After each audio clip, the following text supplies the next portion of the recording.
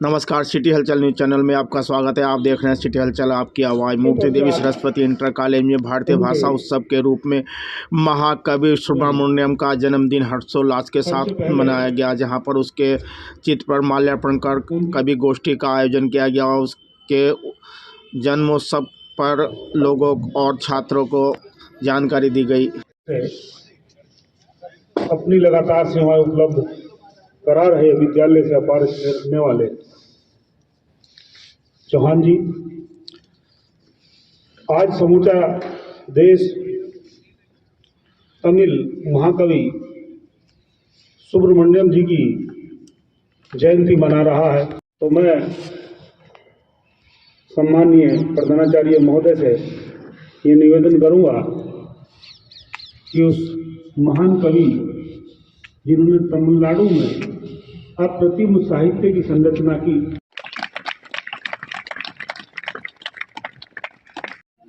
मोदी जी ने उन्हें महान दार्शनिक, सामाजिक चिंतक, तो मैं आपसे मोदी जी ने सामाजिक चिंतक, महान दार्शनिक और समाज सुधारक के रूप में और उनके कार्यों को बहुत ही प्रेरणादायक बताया। उनकी अमर रचनाओं, निबंधों विश्व में पहचान मिली और पुण्यतिथि है जो हम सभी मना रहे हैं। इस अवसर पर बनारस हिंदू विश्वविद्यालय में सुब्रमण्यम भारती जी के नाम से एक चेयर स्थापित करने का भी निर्णय लिया गया है और ये चेयर तमिल शिक्षा पर सुब्रमण्यम भारती जी के कार्य को देखते हुए बीएचयू के फैकल्टी ऑफ आर्ट्स में स्थापित की जा रही है। उनका जो कार्य है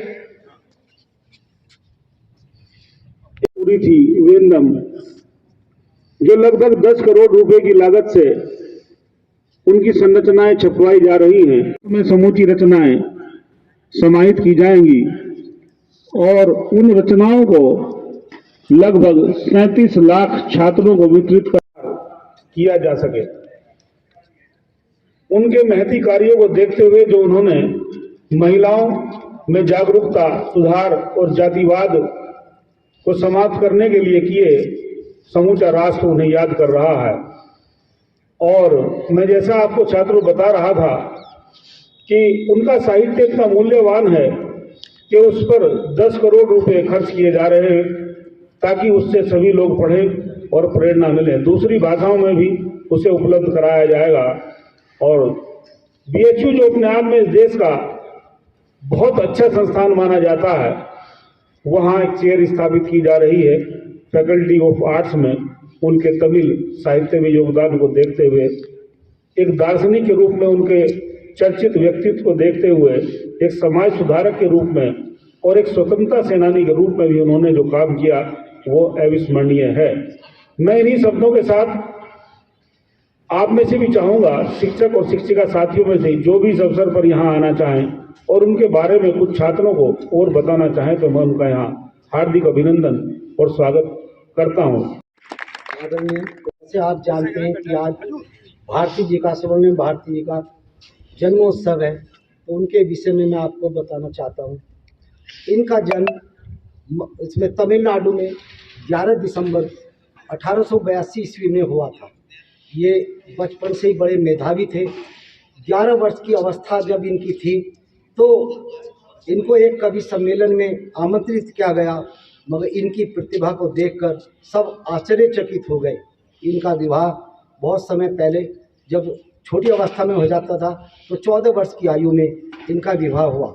माता जी के निधन के बाद इन्हें बहुत आघात पहुंचा। थोड़े दिनों के बाद पिताजी का भी देहांत हो गया। इन दोनों के देहांत के बाद जो इनके मन में एक वियोग की स्थिति हुई, दुख की स्थिति हुई, उस स्थिति पर, वियोगावस्था की स्थिति पर इन्होंने इतना बड़ा ग्रंथ लिखा जिसमें माँ बाप की एक वो वर्णन किया गया कि माँ बाप के मानव जीवन में, मनुष्य जीवन में कितना महत्व होता है। इसके पश्चात इन्होंने एक जो है स्त्रियों पर एक ऐसा प्रयास किया जो कि हमारे समाज में बहुत पहले लड़कियों को पढ़ाया नहीं जाता था, तो ये इन्होंने उनको पढ़ाई का, शिक्षा का विशेष योगदान दिया और समाज में इनको एक उच्च स्थान प्रदान कराने का बहुत बड़ा प्रयास किया। इसके अलावा इन्होंने देश के एकता में अनेकता में एकता पर इन्होंने बहुत अपना प्रकाश डाला। कहते थे कि वो जो देश है बहुभाषी देश है, इस देश में भाषाओं का बहुत महत्व है, कोई बिना भाषा के कोई भी देश पंगु होता है, तो इन्होंने इसका बहुत सराहनीय कार्य किए। ये एक कवियों की महाकवियों की श्रेणी में गिने जा रहे हैं। महाभारत के उस चरित्र उसको वर्णन को इन्होंने चर्चात किया। उसके बाद एक रचना इनकी आई जिसमें लिखा शकुंतला भट्टम, एक रचना मुझ में तमिल में लिखी गई जिसमें शकुंतला के और जो है के भरत के जो शेर के जानकारी आपने उपलब्ध कराई आदरणीय श्याम सिंह जी, और इस अवसर पर उनके महती कार्यों पर प्रकाश डाले। जो भी शिक्षिका कि आज तमिलनाडु के महाकवि सुब्रमण्यम भारती जी का जन्म दिवस है, उसी उपलक्ष्य में हम सभी यहाँ एकत्रित हुए हैं।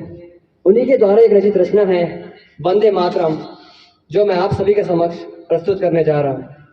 प्रस्तुत है रचना वंदे मातरम। आओ गाएं वंदे मातरम, भारत माँ की वंदना करें हम। ऊंच नीच का भेद हम नहीं जानते, जाति धर्म को भी हम नहीं मानते। ब्राह्मण हो या कोई और मनुष्य महान है, इस धरती के पुत्र को हम पहचानते। आओ गाएं वंदे मातरम, भारत माँ की वंदना करें हम। वे छोटी जाति के क्यों हैं, क्यों तुम उन्हें कहते अछूत। इस देश के वासी हैं वे, यही वतन यही उनका वजूद।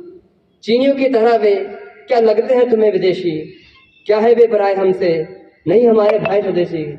आओ गाएं वंदे मातरम, भारत माँ की वंदना करें हम। भारत में है जात पात और हजारों जातियाँ, पर विदेशी हमलावरों के विरुद्ध हम सब ने करी है क्रांतियाँ। हम सब भाई भाई हैं, हो कितनी भी खींचातान, रक्त हमारा एक है, हम हैं एक ही माँ के संतान। पता है हमसे एकजुटता हमारी देखकर, सच यही है जान लो, यही है अनमोल ज्ञान, दुनिया में बनाएगा जो हमें महान से भी महान। आओ गाएं वंदे मातरम। ज्यादा शब्दों का इस्तेमाल करना नहीं चाहता, क्योंकि आप लोग सब समझदार हैं जितने भी बैठे हैं।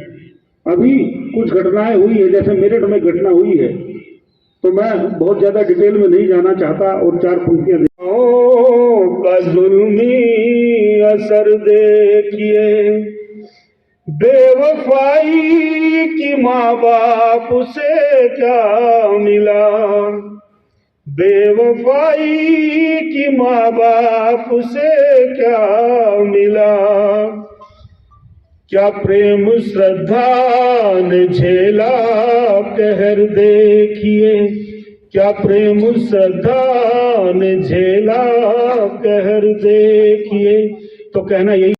और बहुत ही शॉर्ट नोटिस पर बुलाए गए विद्यालय के सभी छात्र, आज पूरा देश महाकवि जो तमिलनाडु के हैं सुब्रमण्यम भारती जी, उनके जन्म दिवस के उपलक्ष्य में हम भाषा दिवस के रूप में उसे मना रहे हैं। जितने भी हमारे महापुरुष हुए हैं, हम सभी के जन्म दिवस को किसी न किसी रूप में मना रहे हैं।